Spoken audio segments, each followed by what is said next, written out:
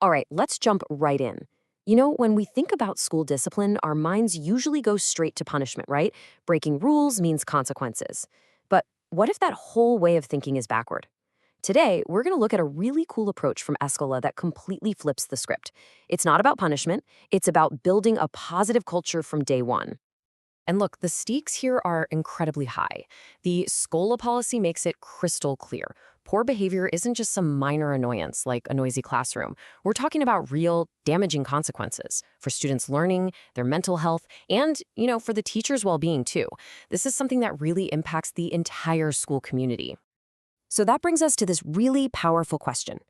What if, instead of constantly asking, how can we punish kids better, we ask something different? What if we asked, how can we build a place where good behavior is just the default?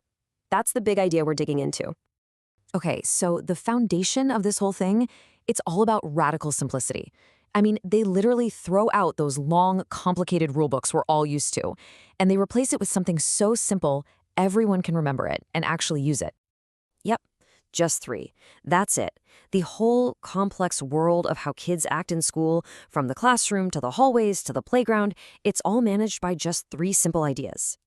And here's the thing, this is so important. These aren't just guidelines, they are the only rules. Period. Teachers can't just add their own little rules for their classroom. And why does that matter? Because it creates this incredibly predictable, consistent world for every student. And for kids who might struggle with behavior, that consistency is an absolute game changer. So what are they? So simple. Be ready, be kind, and be safe. Now just think about that for a second. Pretty much any positive thing you can think of, showing up on time, helping someone out, not running on the halls, it fits into one of those 3. And on the flip side, every single negative behavior is just a failure to be ready, kind, or safe. It covers everything. Okay, so simple rules are great, right? But how do you make sure everyone, and I mean everyone, from the head of the school down to a brand new teacher, is on the exact same page? Well, that's where the core tool of this system comes into play. It's called the Behavior Blueprint. And honestly, this is where you really see their commitment to clarity. Imagine everything you need to know about how we do things here fitting onto a single sheet of paper. It's like the cultural map for the whole school. It guarantees that a kid is going to get the same response no matter which adult they're talking to. That's huge. All right, so if the blueprint is the map, who's holding it? Who's leading the way? Well, the policy is super clear on this one. Building a great culture doesn't start with the students. Nope, it starts with the adults. And really, this is the absolute heart of the whole philosophy. The policy says, flat out, that the staff have to model being ready, kind, and safe themselves. It makes total sense, right? Kids learn by watching. So if the adults are calm, consistent, and positive, well, the students are going to reflect that right back. The adults have to walk the talk. This leads to this really powerful idea they call first attention. Think about a typical school. Where does all the attention go? Usually to the kid who's acting out, right? Well, here, the staff are trained to do the exact opposite. Their first job is to catch students doing the right thing. And that simple switch, that little change, reinforces all the good stuff and kind of starves the negative behavior of the attention it's looking for. And this consistency isn't just a vague idea. It's built right into their daily routines. For example, Meet and Greet makes sure every single lesson kicks off on a positive note. De-escalation gives teachers a go-to script for handling those tense moments calmly. And End and Send makes sure classes wrap up constructively. The key is, none of this is left to chance. These are actual routines that are taught and practiced by everyone. Okay, so we've got the culture, we've got the routines. It sounds great. But let's be real, kids are still going to break the rules sometimes, right? So what happens then? How does a system that's so focused on the positive deal with the negative? Well, first, let's get some perspective. The SKOLA policy highlights a pretty shocking stat. Something like 70% of schools lean way too heavily on things like detention. And their argument is that this approach can actually backfire and end up destroying the very culture they're trying to build. And that leads them to a pretty radical policy. SKOLA doesn't do detentions at all. The entire system is built to do everything it can to avoid sanctions.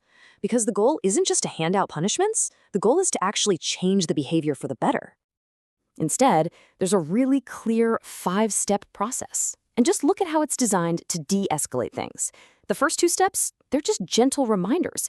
The system is built to give students every possible chance to correct their course before things get more serious. Now, step 3, the script, is fascinating. It's this calm, consistent conversation that every staff member uses. It starts off really neutral, just an observation. It reminds the student of the rule, and then it does something I think is brilliant. It brings up a time when that same student did something great. See what that does? It frames the final part, which is a clear choice for the student, as a chance to be that successful person again. It's all about guidance, not control. But what if the student makes the wrong choice? What if the script doesn't work? Well, the system recognizes that at this point, it's not just about a broken rule anymore. It's about a breakdown in the relationship. So the goal has to shift away from punishment and towards restoration. And those final steps are all guided by this idea of restorative justice. It's an approach that's all about repairing harm, not just punishing a rule breaker. So the conversation completely changes. It goes from, okay, what's your punishment, to, hey, who was hurt by this and what can we do to make it right? It's all about fixing that relationship and bringing the student back into the fold. So when you step back and look at all these pieces together, you get a really, really different picture of what school discipline can look like. So here's the bottom line. The SKOLA Behavior Blueprint. It's not a rule book. It's more like an instruction manual for building a great culture. By keeping the rules simple, making sure the adults lead by example, and focusing on restoring relationships instead of just punishing, it tries to make bad behavior a rare thing, instead of the main thing everyone's worried about. And that leaves us with a pretty big question to think about. And not just for schools, but for any community. What happens when our first instinct isn't to punish, but to repair? What could we build then? The answer? Well, it could change everything.